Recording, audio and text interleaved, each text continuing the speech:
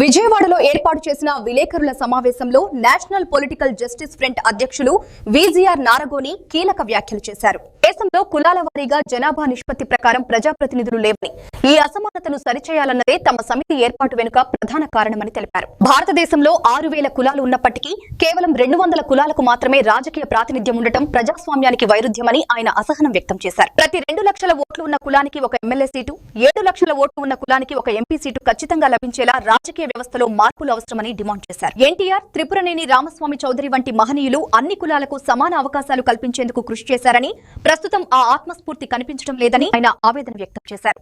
వెనుకబడిన అన్ని కులాలకు న్యాయం చేయాలనే సంకల్పంతో త్వరలో రాష్ట్ర వ్యాప్తంగా ప్రజాస్వామ్య సాధన యాత్ర చేపట్టనున్నట్లు నారగోని ప్రకటించారు. ఈ 2 తెలుగు రాష్ట్రాల్లో ప్రజాస్వామ్యము అనేది లేదు. నిజానికి చెప్పాలి అని అంటే భారతదేశమే ఒక పెద్ద ప్రజాస్వామ్య దేశము అని పేరుకు చెప్పబడుతుంది. కానీ ఈ దేశంలో 6,000 కులాలు ఉన్నాయి. కేవలం 200 కులాలకు మాత్రమే ప్రాతినిధ్యం ఉంది. మిగిలిన కులాలకు అసలు రాజకీయ ప్రాతినిధ్యమే లేనటువంటి పరిస్థితి ఉంది. ముఖ్యంగా ఉమ్మడి ఆంధ్రప్రదేశ్లో కానీ లేదా ఇప్పుడు ప్రత్యేకంగా 2 రాష్ట్రాలు ఏర్పడ్డ తర్వాత అసలు సరైనటువంటి ప్రాతినిధ్యమే ఈ రాష్ట్రంలో బడుగు బలహీన వర్గాలకు దక్కినటువంటి పరిస్థితి లేదు. ముఖ్యంగా ఈ ఆంధ్రప్రదేశ్ రాష్ట్రంలో మరి స్వాతంత్రం వచ్చి 79 సంవత్సరాలు గడిచినప్పటికీ ఈ రాష్ట్రంలో 1-2 కులాలు 1-2 వర్గాలు మాత్రమే ఏకఛత్రాధిపత్యంగా పరిపాలిస్తున్నాయి. మిగిలిన కులాలన్నీ కూడా రాజకీయ బానిసత్వంలోనే కొనసాగుతున్నటువంటి పరిస్థితి ఉంది.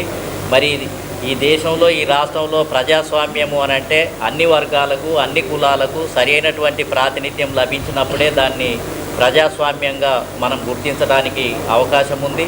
రాజ్యాంగము అదేవిధంగా బాబాసాహెబ్ అంబేద్కర్, మహాత్మా జ్యోతిరావు పూలే, కాన్షీరామ్ గారు లాంటి వ్యక్తులు ఈ దేశంలో ముఖ్యంగా మేము ప్రతిపాదించే అంశం ఏంటిది అని అంటే 2 లక్షల ఓట్లు కలిగిన ప్రతి కులానికి ఒక ఎమ్మెల్యే సీటు అసెంబ్లీలో ప్రాతినిధ్యం ఉండాలి అని మేము కోరుకుంటున్నాము.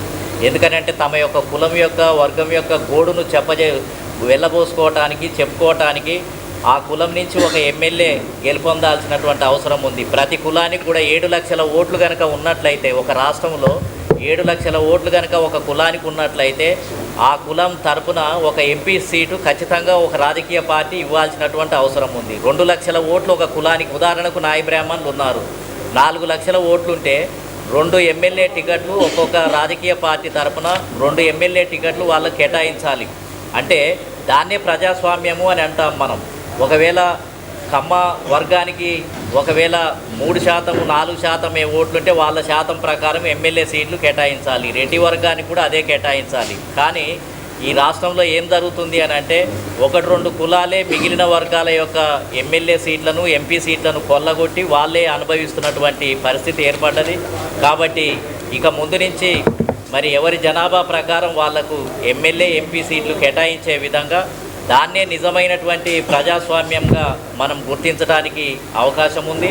కాబట్టి ఖచ్చితంగా రానున్న కాలంలో ప్రజాస్వామ్యాన్ని సాధించడానికి ఒక యాత్రా కార్యక్రమాన్ని ఈ ప్రజా సంఘాలు, ఈ పార్టీల యొక్క ఆధ్వర్యంలో ఒక జాయింట్ యాక్షన్ కమిటీ ఏర్పాటు చేసి రానున్న కాలంలో ఈ ప్రజాస్వామ్యాన్ని విస్తరింపజేయాలి. అన్ని వర్గాలకు కూడా, బీసీలలో కూడా 3 శాఖలు ఉన్నాయి. బీసీ జనాభా ఎక్కువగా ఉన్నటువంటి బీసీ కులాలు గౌడ, యాదవ, పద్మశాలి, ముదిరాజు, మున్నూరు కాపు లాంటి ఎక్కువ జనాభా కలిగిన కులాలు ఉన్నాయి. వాళ్లకు ప్రాతినిధ్యం లభించాలి. ఎంబీసీ కులాలు ఉన్నాయి, నాయ బ్రాహ్మణులు, కుమ్మర్లు, కమ్మర్లు, వడ్రంగి లాంటి జనాభా తక్కువగా ఉండి ఎక్కువ వెనుకబాటుతనానికి గురైనటువంటి వాళ్ళు కూడా ఉన్నారు బీసీలలో. మళ్ళీ 3వ గ్రూప్ ఏంటిది అని అంటే సంచార బీసీ కులాలు ఉన్నాయి. అదేవిధంగా ఎస్సీలలో కూడా జనాభా ఎక్కువగా ఉన్నటువంటి మాలలు, మాదిగలు ఉన్నారు. జనాభా తక్కువగా ఉన్నటువంటి మాలలు, మాదిగలు కూడా సబ్ గ్రూప్స్ ఉన్నాయి. వాళ్ళకు కూడా సపరేట్ వర్గీకరణ ద్వారా వాళ్ళకు అందించే ఫలాలు కూడా వాళ్ళకు అందించాలి. ఎస్టీ కులాల్లో కూడా గ్రూపులు ఉన్నాయి. అట్లా వికేంద్రీకరిస్తేనే ప్రజాస్వామ్యం వర్ధిల్లటానికి, అందరికీ అందించడానికి అవకాశం ఉంది. కాబట్టి కేవలం మళ్ళీ బీసీలలో 2-3 కులాలు, ఎస్సీలలో 2-3 కులాలు, లేకపోతే ఇతర వర్గాల్లో 2-3 కులాలే అనుభవిస్తే దాన్ని ప్రజాస్వామ్యం అనటానికి అవకాశం లేదు. అసమానత్వం, కులాల మధ్య అసమానత్వం పెరగటానికి అవకాశం ఉంది. కాబట్టి బాబాసాహెబ్ అంబేద్కర్, పూలే, కాన్షీరామ్ గారు లాంటి వ్యక్తులు ఈ కుల వ్యవస్థను చదును చేయడానికి, అసమానతలను తగ్గించడానికి నిరంతరం పోరాటం చేసినటువంటి వ్యక్తులు. కానీ ఇప్పటికి కూడా ఈ అసమానతలు కొనసాగుతూనే ఉన్నాయి. దీన్ని మళ్ళీ ఇంకా కింది స్థాయి వరకు కూడా లేకుండా చేయడం కోసమే ప్రజాస్వామ్య సాధన యాత్రగా ఒకటి రాష్ట్రంలో జనవరి సంక్రాంతి పండుగ అయిపోయిన తర్వాత ఈ రాష్ట్రంలో ప్రారంభించాలని అనుకుంటున్నాం. కాబట్టి ఈ 1-2 కులాల పెత్తనము, 1-2 కులాలే కమ్మ రెడ్డి వర్గాల యొక్క పెత్తనమే కొనసాగుతుంది. వాళ్ళే ముఖ్యమంత్రులు అవుతున్నారు. కాపులు విస్తారంగా జనాభా ఉన్నప్పటికీ కూడా ఈ రాష్ట్రంలో ఒక్కరు కూడా ముఖ్యమంత్రి కాలేదు. మాలలు కూడా పెద్ద మొత్తంలో ఉన్నారు. వాళ్ళు కూడా ఒకసారి ముఖ్యమంత్రి కావాల్సినటువంటి అవసరం ఉంది. మాదిగలు కావాల్సిన అవసరం ఉంది. జనాభా ఎక్కువగా ఉన్న బీసీ కులాల్లో కూడా గౌడ, యాదవ, పద్మశాలి, ముదిరాజు, మున్నూరు కాపు, శెట్టి బలిజ, యాదవ అనేక కులాలు విస్తారంగా ఉన్నాయి. ఒక్కొక్క నియోజకవర్గంలో 40,000 ఓటు బ్యాంక్ ఉన్నా ఇప్పటి వరకు ఎమ్మెల్యేలు కానటువంటి కులాలు ఉన్నాయి. విస్తారంగా జనాభా ఉన్నప్పటికీ ఈ రాష్ట్రానికి ముఖ్యమంత్రులు కానటువంటి పరిస్థితి ఉంది.